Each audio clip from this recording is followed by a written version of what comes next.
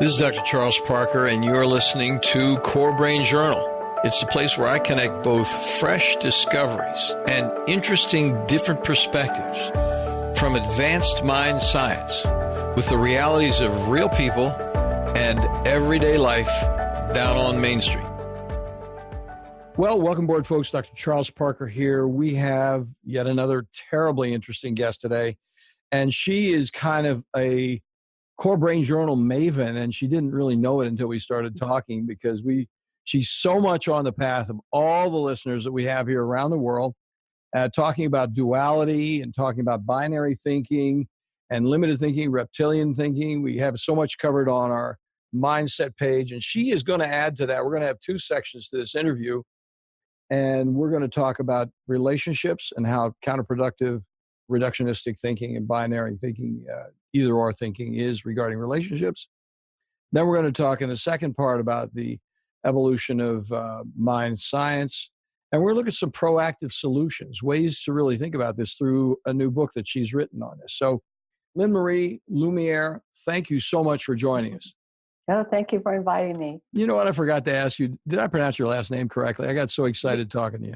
You did perfectly, Lumiere. Fantastic. Okay. It's light in French. I love it. Oh, it is. It's fantastic. Okay, so I'm going to have a few words from our sponsor, and then we'll come back and I'll do the full introduction.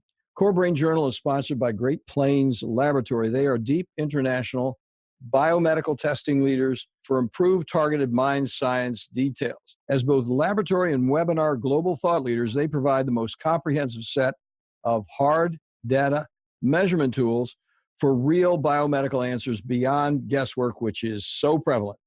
They also provide multiple training webinars for both the public and medical providers who really want to grow their understanding on how to use that data effectively in their offices. Check out their website for references and testing details, and take note, they are really partners with us. They want to help us along the way. We want to help them along the way. You can register over there at their website for a complimentary test drawing. This week, it's a new drawing. I don't have exactly what it is right at this moment, but they have a number of free drawings that you can set your name in for a drawing. You get the test. We'll do the reading for you and get it done one way or another. That's over at greatplainslaboratory.com/CBJ for Core Brain Journal. Why not run over there? So let me tell you now about Lynn Marie. So she is a seasoned MFT psychotherapist, author and teacher with a focus on transforming issues at their source through dissolving the belief, get this, in the separation that causes and sustains the problems in the first place. She is dedicated to awakening consciousness and meeting life's challenges as doorways to greater freedom. She wants to pop open the door. Her work is sourced in over 40 years of dedicated spiritual and psychological exploration, as well as almost 30 years of marriage and practicing psychotherapy with marriage counseling. She is a contributing author to The Sacred Mirror, Nondual Wisdom and Psychotherapy. That is very interesting. I'd love to hear a little more about that. And The Awakening West, Evidence of Spreading Enlightenment, and the author of Awakened Relating, a guide to embodying undivided love in intimate relationships. She lives out there in beautiful Grass Valley, California. So she was born in Washington State, lived in San Francisco Bay Area for 35 years, and she's now out there. But here's the issue. She has been a certified somatic experiencing practitioner since 2003. Now, I'm telling you, I don't know what that is. And I think there are a lot of our guests that don't know what that is, Lynn Marie. I mean, we have to talk about that somewhere along the way. So she's been a repeated presenter at the annual conference on Non-Dual Wisdom and Psychotherapy. Sounds terribly interesting. And the Science and Non-Duality Conference, contributing author to the books that we mentioned a moment ago. So, and we're going to hear about her own book in just a moment as we get further into this discussion. So, Lynn Marie, I'm so excited to talk to you. We're really looking forward to it.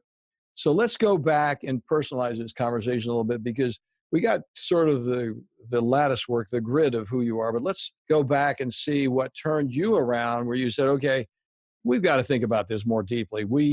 And when did you have that transformational experience? And could you give us a little context on that, please? I think I can say that I'm just kind of wired to look at things more deeply and try to find the deepest possible solutions and Mhm. ask the bigger questions. From a very young age, I was concerned with what's the meaning of life and why am I here and who am I really? And it seems like I've got all these thoughts and feelings going on, but it seems there's something more than that. And I can't say why that happened. I was just kind of came in that way. Mhm. Even though I got made fun of in my family and by friends, I was always the deeper seeker and a deeper thinker. Yeah. And so when I went into psychology, that was part of it, wanting to know more about how I tick, how people tick, and how to resolve suffering. Because in addition to just having a natural interest in the deeper meaning of life, I also had a fair amount of suffering from a challenging childhood. And I wanted to find a way to be free of suffering. What do I need to do here so I can feel some peace inside? Mhm. And that led me to psychology and working on my psychology and myself. And then it led me into spirituality and spiritual practices of many different traditions, some more Hindu oriented, mostly Eastern traditions and Buddhism. And then the non dual tradition, which we can talk about, which I've been involved in for 25 years, that led to a simple discovery that the ordinary awareness that's looking out of my eyes right now is the same as looking out of your eyes. And that is the doorway to my greater consciousness or infinite being, and becoming simply aware of being aware and then attending to that, getting interested in that has led me into deeper discoveries of the nature of mind, not just the thinking, discursive, conditioned mind, but its essential nature of mind, and Mhm. including that in my life experience and in my work with clients, because that is something that's already okay, always was okay, and is deeply at rest. So a point of clarification there. I think, you were saying some profound things there, and I just want to tighten it up a little bit for me and for listeners who may say, wow, I've just missed everything she said. But I think the thing about the your eyes and my eyes is I'm asking you this question. I'm not telling you. I want to hear what your response is. But I think what you're saying is what I hear you saying is that we all human beings have the potential to actually see reality as it is. Yes. And there are different degrees and ways that we can actually see that reality. The Hmm. reality varies according to each person's perceptions. And if a person's perceptions are tuned in to this larger picture reality, Hmm. then they will be less dualistic in their thought. They'll be more integrated with the actual picture the way it is, as opposed to this small little perch they have in the woods out there that they live in. They can actually Right. see things better. That's true. And it's paradoxical, the reality of the world, the existence we live in is paradoxical.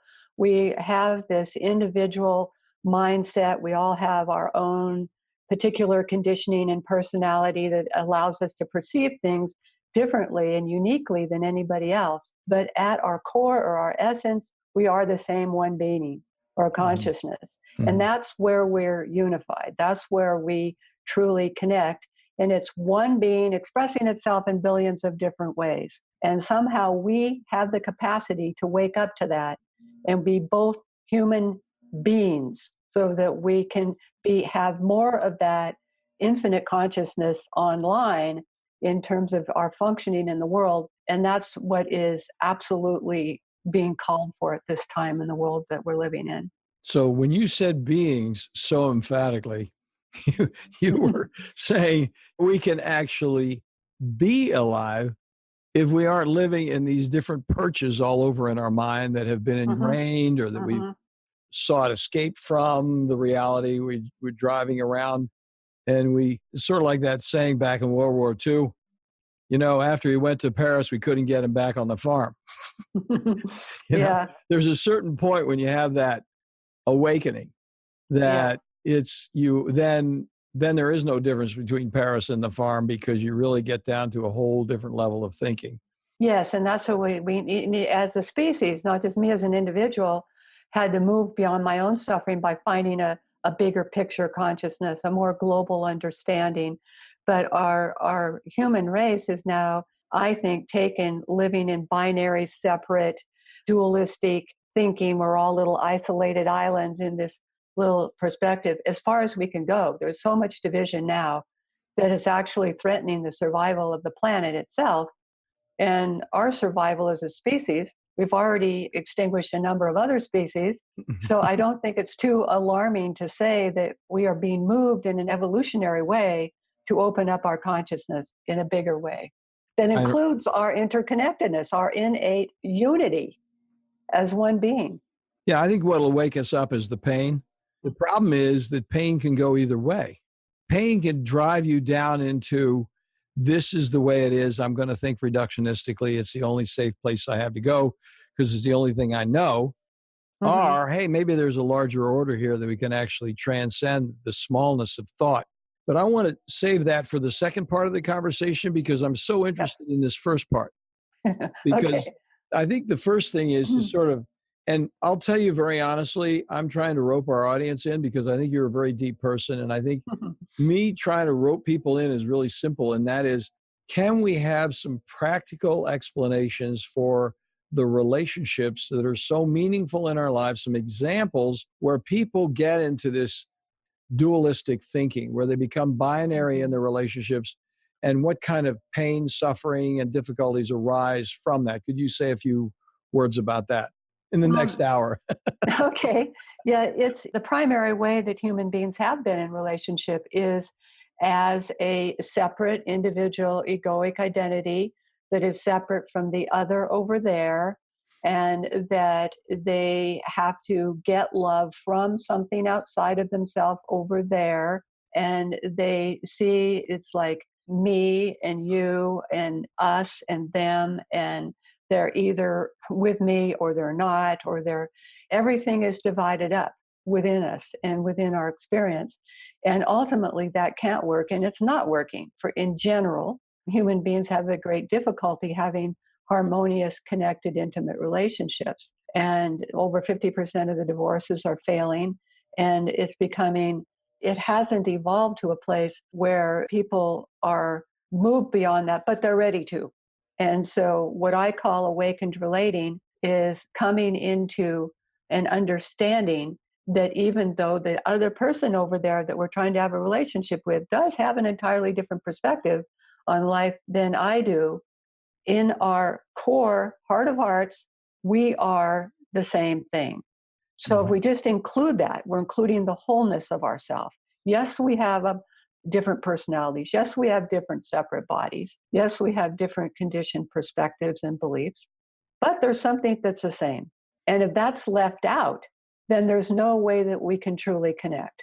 So interesting. Now, how would you do that in a marital conflict situation? What you're saying is we need to enlarge the conversation by bringing in the connectedness between individuals.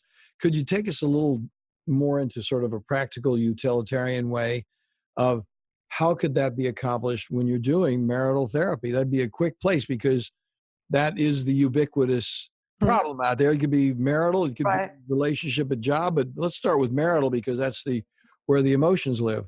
Yes, and especially intimate relationship is where all of our deepest wounding and insecurities and so on come up, right? That's why it's challenging for us because it will come up there. That's where we're most vulnerable. So when I work with couples or individuals, the first thing I do is try to help them see things in the bigger picture, meeting them wherever they are at and seeing what the next step is towards moving towards a more expanded consciousness. So I can give an example of people who already have that. Let's say they have already done their own spiritual work and have a sense of the consciousness that's greater than the limited egoic separate self. But they're having a lot of trouble coming up against their deeper conditioned issues in relationship because Hmm. we all had some form of relational wounding in our childhood, Hmm. some to greater degrees or lesser degrees, but we all had something, whether we had like a critical parent or one that was kind of emotionally absent or whatever. Hmm. that cause some form of relational wounding. And that gets played out in intimate relationship as adults. And we have like what I call an inner radar, where we pull in the exact person that's going to trigger those things in us that need to be healed. And when we are in separate consciousness, then we project it on the other, and it's about them, and it's over there, and it's not in me. So what I do is I help people first of all, become more conscious of what is being triggered in each other. And they become more aware and take the projection back to themselves and see, oh, yeah, they're triggering me because it feels like my critical father or whatever. And then I get angry at that. And then my partner gets triggered because it feels like her angry father or whatever. Hmm. So we're triggering off each other's. And so they become more aware. That's a bigger awareness than just being in it unconsciously. And if they have even more expanded awareness, they can learn how to come back to themselves and sit with that charge instead of acting it out in reaction or in some way suppressing it, to actually be directly with it in a bigger, expansive awareness, to allow it. It's so simple that it makes it difficult, because the truth of what really heals things is so very simple. Fully allowing it to be without acting it out or repressing it. And that in alone allows it to transform on its own. And then we see things in a clarity that Hmm. allows us to be in relationship with an openness and an open heartedness and a clarity to share something if it needs to be shared, or just let it go. I hope that was clear. It's not easy to Well, describe. oh no, it's interesting. I actually, while you were talking, I was thinking about, because I've done meditation myself and have thought about these things a great deal over the years. That's why I'm so enthusiastic about you being on, because I think you're so accurate about everything you're saying. And so the next question there, as I was listening to you, I was thinking about, how would I do if I really had an ongoing application of those principles, which I say these things that you're saying in derivative ways, not quite as explicitly as you're saying them. But I'm thinking Mhm. about therapists who would be there with a married couple who is contemplating divorce because they've reached an impasse on something.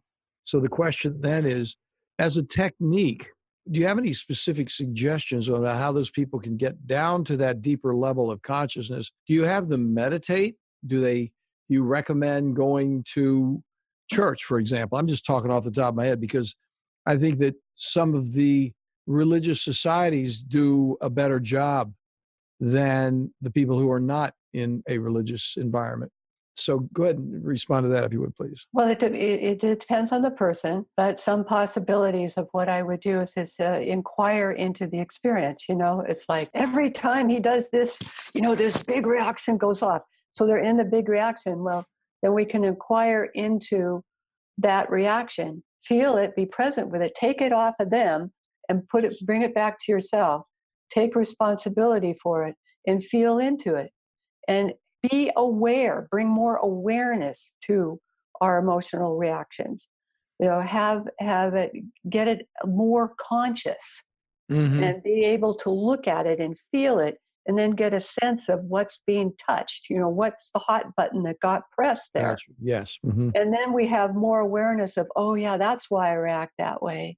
Mm-hmm. And then if there's even more consciousness, they can allow themselves to feel that charge and let it settle. And if it's too big of a charge, because it's coming from a pretty significant trauma, then I bring in things like somatic experiencing, which you mentioned earlier, which is a trauma resolution method, a somatic therapy that is designed to lessen the physiological charge of trauma in the body. So if need be, I can bring in tools like that. But it's all about just being with it, an awareness of it and being present with it. Very simple, but hard to do. Well, could you just give us a couple of words, because I mentioned earlier I'm completely unfamiliar with that technique.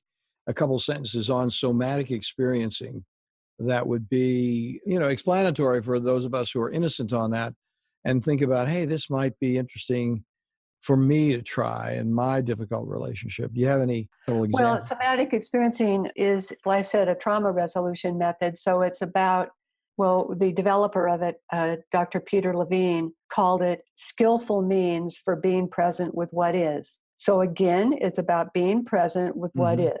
But when what is really charged because it comes from a deep wounding, then Mm-hmm. we bring in these skillful means and ways to resource the nervous system in some kind of way, like focus on a part of the body that actually feels good right now, Mm-hmm. or a hand on the back, or look at the beautiful tree out the window while you feel that. So we're bringing in resourcing positive experience into the Mm-hmm. body.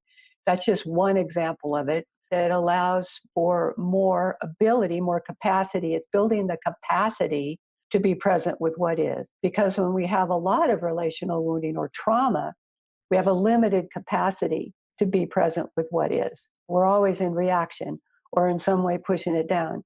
And that Mm-hmm. causes a lot of disturbance in relationship. So sometimes I just have to work with that. I have to work with the building the capacity to be present with what is and the capacity to even tap into a greater awareness and be able to stay there for any amount of time.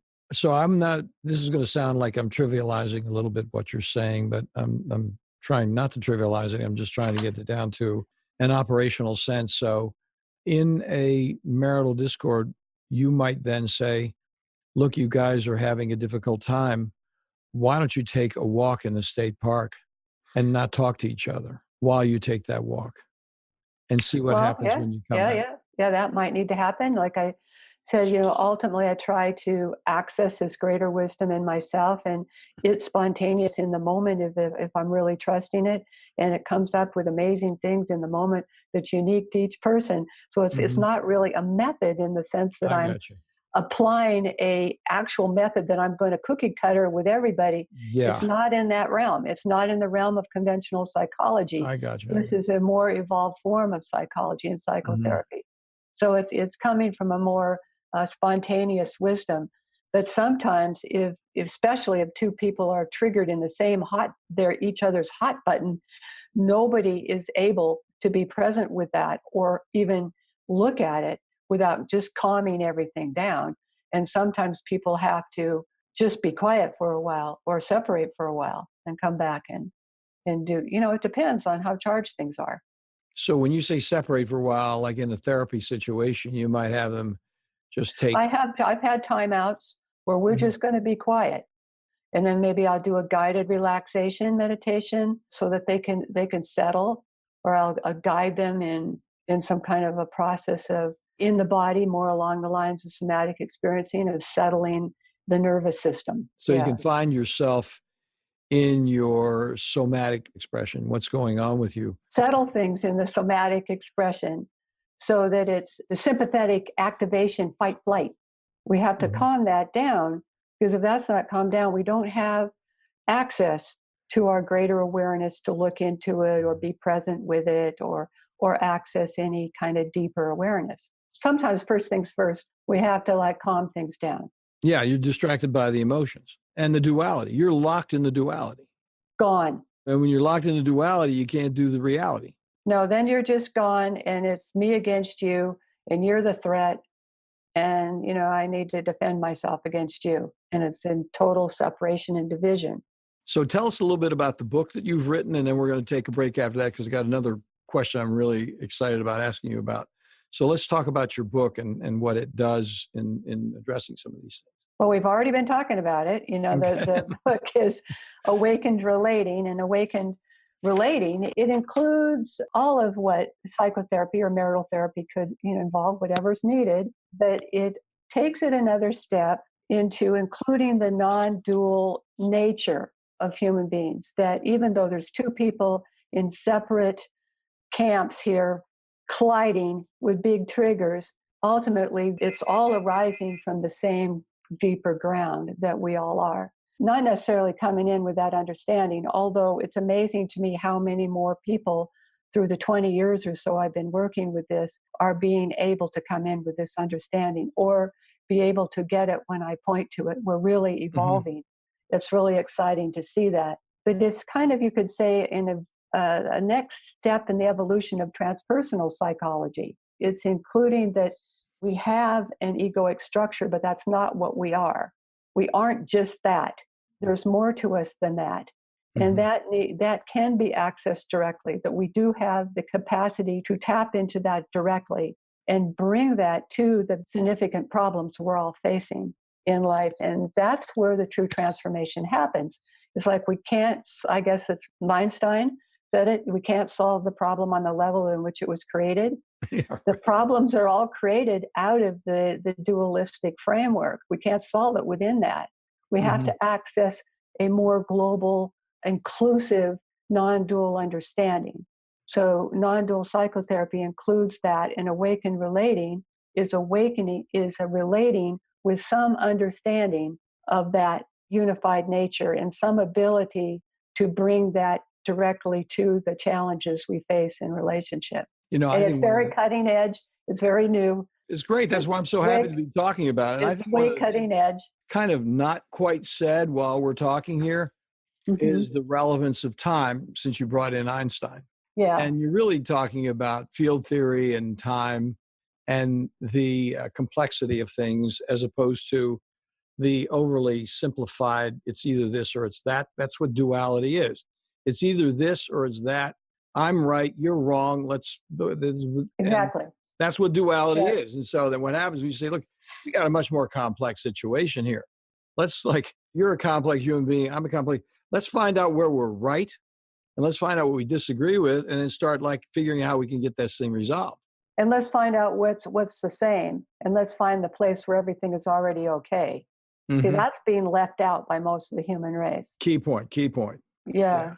Well, that's really great. I'm going to ask you another question when we come back. And this is the question. We'll take a little break now. And the question is the one that are bothering a lot of people who listen to Core Brain Journal, to be honest with you. And it bothers me. So I'm looking forward to an expert like you with the skill set you have. We talked a little bit about it when we got started.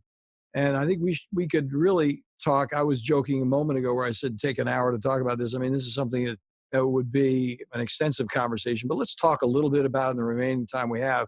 And that is the question of the whole evolution of mind science and whether it's evolving or not evolving, how we could make it evolve, how that whole thing is actually reflecting upon our evolution as a species. I mean, I think we're going in a pretty entropic direction right now. And I think we need to really figure out ways people like you, me, and the people who listen to this program can kick in and light some kind of a constructive fire that, hey guys, this is really so doggone counterproductive. So anyway, that's the question I'm going to ask you when we get back. Folks, we will be back in just a moment. Today, the world of mind science, psychiatry, and mental health is rapidly changing with innovative, comprehensive testing that takes both patients and practitioners into a new world of measured details with useful, understandable, and remarkably actionable plans. The key phrase here is cost-effective. Testing also introduces a key parallel word: predictability. Psychiatric treatment failure, especially after multiple medications and or brief hospitalizations, arises directly from the complexity of measurable brain-body imbalances and impediments that explicitly interfere with medical outcomes and create costly difficulties with inadequately informed supplement and medication trials over time. Great Plains provides a leadership team of biomedical experts with advanced laboratory insights, approved nationally both by the FDA and CLIA laboratory certifications, and is available internationally for both public and medical professions. Great Plains Laboratory is the primary laboratory we've used at CoreSight for years, with excellent customer service for both patients and medical colleagues. They are on the spot. They get it every time. In addition, they provide exemplary training modules, which are webinars and conferences, in an effort to broaden practice perspectives wherever you live. Do follow up on one of these complimentary test offers today at http://greatplainslaboratory.com/CBJ. Yeah, that's Core Brain Journal CBJ.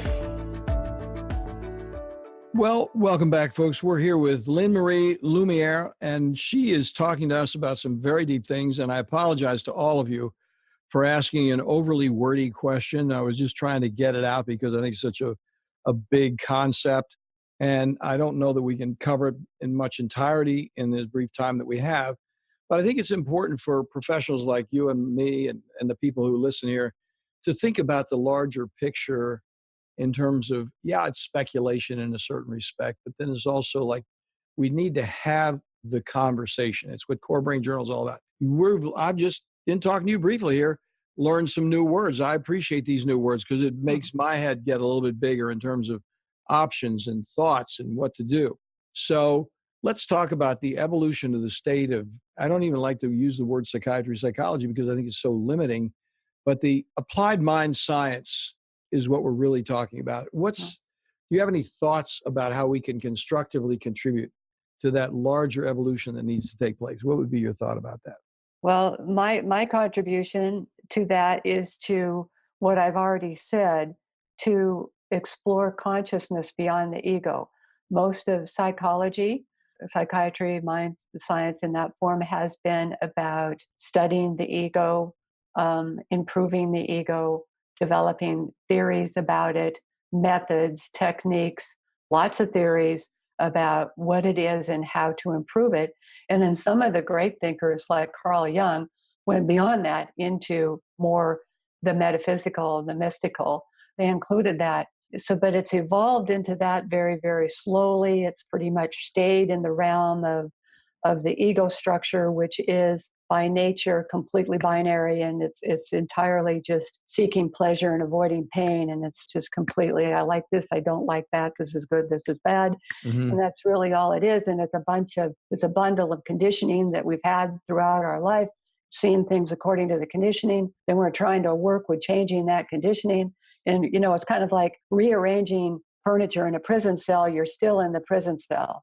So I feel like we need to move beyond that. See, yes, we have that. We have personality, we have ego structure, but there is a greater consciousness here. And so I think that the mind sciences need to evolve into that, into including that, even though it's not so easily measured or examined, or there's been, at least 35 years of studies done in the effects of mindfulness and meditation on the brain and on the mind. So we have done that some, but it's hard to measure and do it scientifically. But experientially, we can know that there's more to us than just that ego structure. And I think that that's the new frontier where we have to go beyond that. And like I said, the area of non-dual psychotherapy is probably the most cutting edge Oh, yeah. I quite agree. aspect of that. Yes, it's very new. Well, I think a ticket into this, I've got a particular thought about this, that because you are saying so many profound and useful things, but I think the average person on the street, whether they're in New York City, Toledo, Ohio, or Tokyo, Japan, they're all looking for, okay, what's the tickets that I can pop into that door? And I think the ticket is affect. I think we are in a cathartic crisis in the world. And we're really recognizing the limitations of emotional catharsis and its destructive potential for the evolution of humankind. So what happens is, if somebody said, well, what's the problem? Well, affect mismanagement is the problem. So let's get down to what we can talk about. That right there is disrespectful. You're being disrespectful of me. I was being disrespectful of you. I've got to own that disrespect, and I've got to own the affect and not wash it all over you to think that I'm going to resolve something when I've just beat you up with emotions. Oh, no. And then that's in our present culture that we're in. That's being allowed more and more, isn't it? Yeah, it's encouraged. It's encouraged, and we have right. our president of our country is doing that a lot, and just doing that a lot, and criticizing people and making fun of people, and having, splattering the affect everywhere. Yeah, right. So it's being shown now to be, this is okay, go for it, free for all, and that is not. It's only causing more division. Just look at the amount of division that's caused in just this year Short period of time. Short period of time, massive division. So that is not the solution, and neither is suppressing the affect and denying the affect. Quite so. Good point. So the ego structure, it has a limited repertoire. It's either acting it out in some kind of reactive way, indulging in reactive, or some form of avoiding or denying. And that's its entire repertoire. So what I'm talking about is getting in touch with a greater self within us that knows how to allow the affect to be without, now the mind can't understand this, so don't try, allowing the affect to be without reacting and acting it out or suppressing it or denying it. Just allowing it to unfold naturally and resolve naturally, coming up and coming down. And this is a brand new exploration. It's like an evolutionary leap in consciousness, but we have to make it. At least enough people have to make it to start turning this ship around that's going off the cliff with too much division.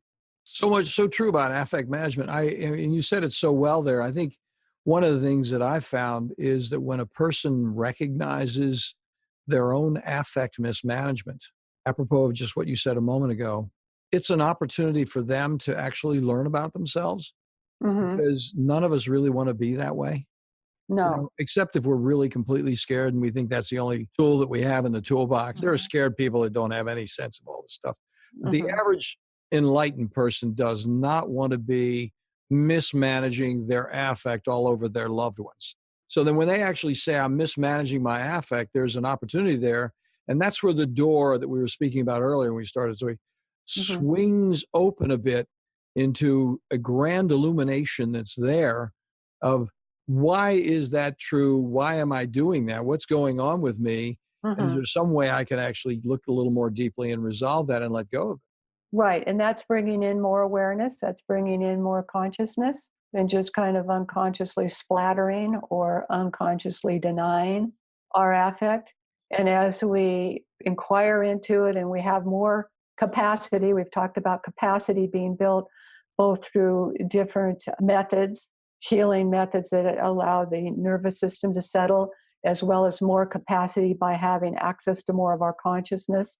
As we have that, then we're able to be present with what is, and it can allow us to move into what I could call core affect, the pure affect. Maybe the affect we're experiencing is anger. I'm mad at you. How dare you not be there for me? But underneath that is fear, insecurity, vulnerability, more core affect that's not being felt, because there's a secondary affect that's covering it up. So we can also get more into the natural affect and allow that to be expressed and moved through.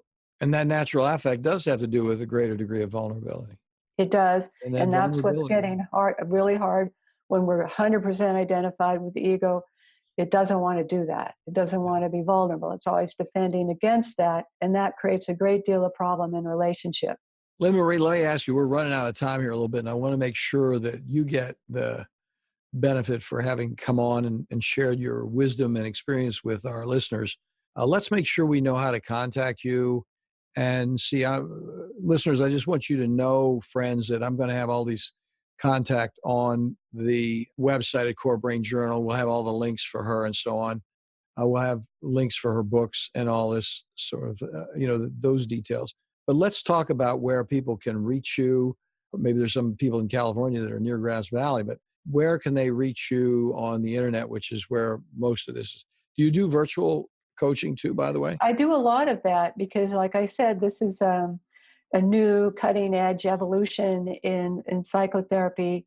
It was birthed in the Bay Area. So I'm spreading it a little bit, but it's not spread far and wide yet. So there's people all over the country and in other parts of the world that work with me online, because there aren't people who have this understanding that they're bringing to psychotherapy and to our humanness.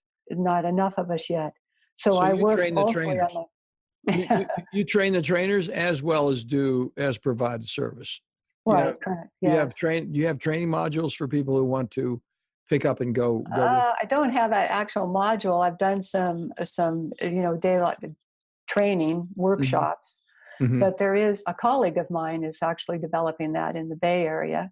Mm-hmm. And the conferences that we speak at are educating people about it. The Nondual Wisdom and Psychotherapy Conference and the Science and Non-Duality Conference, which is this week. I'm going to be speaking in a couple of days there. Well, that'll be so much fun. On Friday.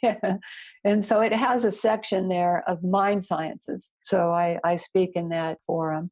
So and there's writings, books we've done that we've put out about it. And it's just getting out there little by little. But yes, I work online, and the kind of central point is my website. It's going to include media that I've done and events that I'm putting together. And I'm putting together in-person course on Awakened Relating here, but I'd like to do one online, and I will put that on my website, so because my book is designed to be a course in studying how this is applied to all aspects of relationship, conflict, communication, sexuality, intimacy, and so on. So let's spell your website, and then we'll talk about your Facebook site as well, and we'll send people over there. That's my name, Lynn Marie Lumiere.com. Lumiere, folks.com. And the Facebook page is? Oh, I don't have, I haven't. Relating. Yes, Awakened Relating. I've got the paper right in front of me. I have an author page, and the website is Lynn Marie Lumiere, and there's links there to buy the books. They're also on Amazon. That's fantastic. Lynn Marie, thank you so much for coming on board here. This has been very interesting. I mean, it's hard to talk about relationships and then go to the entire evolution of humankind. But yes, and we just tapped into barely the beginning of it. There's so much more. Yeah. There's so much. I'd love to pop out there to San Francisco and be at that conference with you, because I know it'd be so interesting. And I think the people who are interested in this would be great to partner with in a meeting like this. They'd be so much fun. Because they're thinking about it and they're looking at trimming it up, and they've already opened the door a little bit and they just want to go further down the road. So yeah, it's great. Just so thank you so much for coming on board. I really appreciate it. Yeah, thank you for having me. I really enjoyed it. We'll do it again sometime. Okay, thank you. Thank you. Thanks for listening to Core Brain Journal. We're working every day behind the scenes to bring you reports that connect research benches with those street trenches.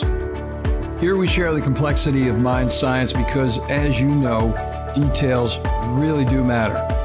One of the most pervasive, misunderstood challenges is how commonplace medications, like those written for ADHD, are used so regularly without clear guidelines. If you think you'd like more specifics, take a minute to download my 2-page PDF packed with video links and references on the absolute essentials of how to start ADHD medications. They're easily available at corebrainjournal.com/start. Thanks for listening. Do connect and stay tuned. Together we can make a difference.